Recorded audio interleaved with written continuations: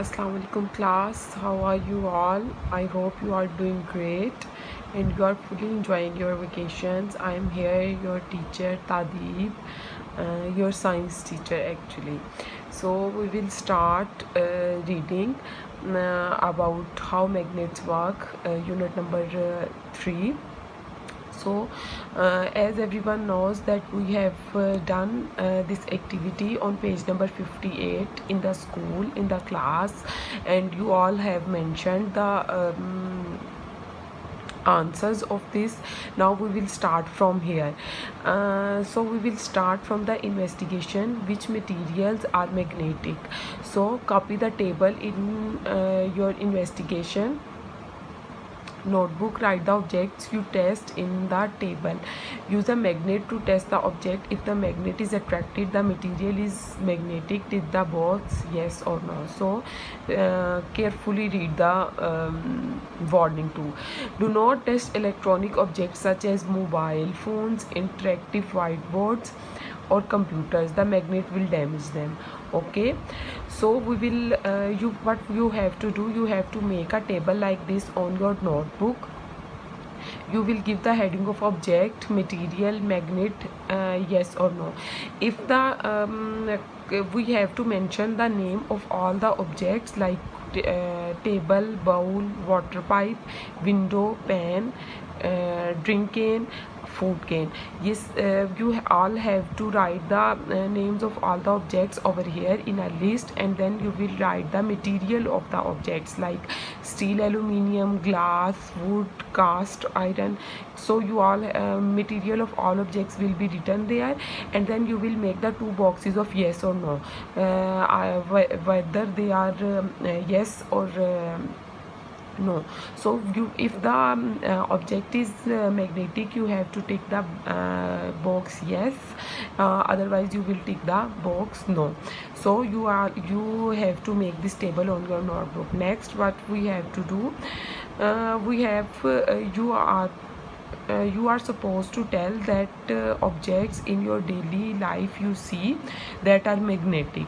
So yes, blade is a magnetic object, and what and so similarly you can tell more objects that are magnetic that you use in your daily life, like you use the steel plates, spoons at home, or your fridge, and so many things in our daily life we use are magnetic.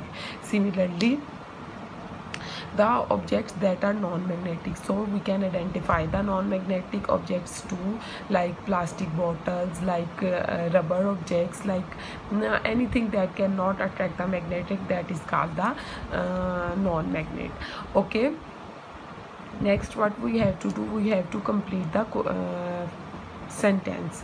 So we will read the passage and then we will complete the sentences. Help is given over here, so it will become very easy for us. So you all have to read with me. Okay, we find out that all magnetic objects are metals, but not all objects made of metals are magnet.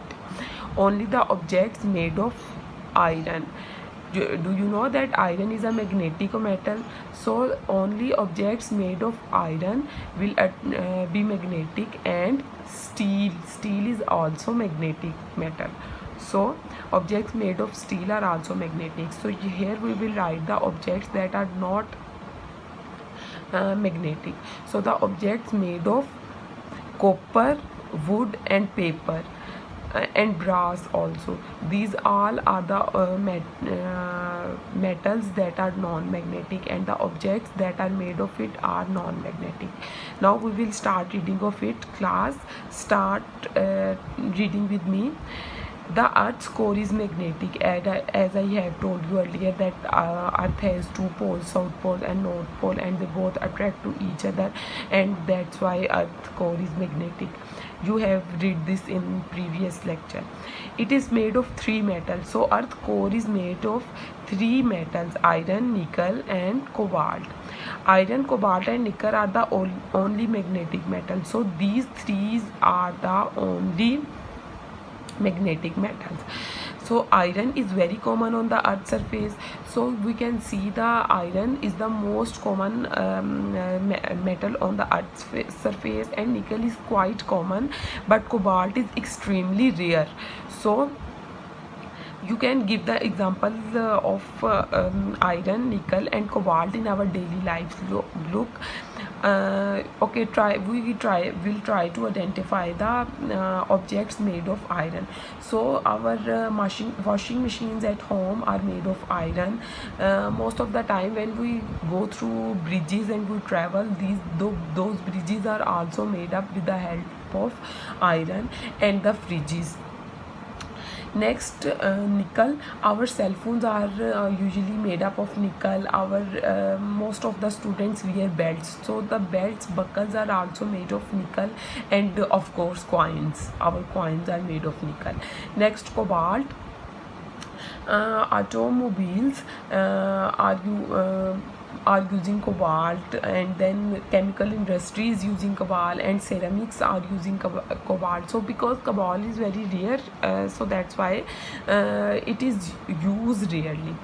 So many metal objects are made of steel. Why steel is magnetic? They are saying that most of the things are objects are made up of steel. So why they are using steel? Why steel is magnetic? So we can identify the answer from the reading of this. Steel is a mixture of metals. It is mainly iron with some nickel. Metals that are mixed together are called alloys. Steel is an alloy of iron.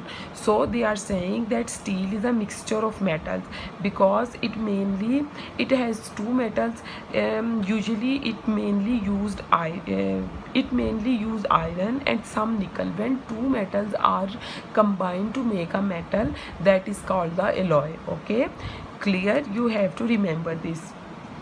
Now, not all steel objects are magnets. They only behave like a magnet, but they are magnetized.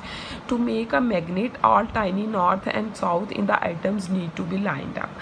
Class they are saying that most of the steel objects are not all the steel objects are magnetics. They just behave like magnets because they made it like magnetized.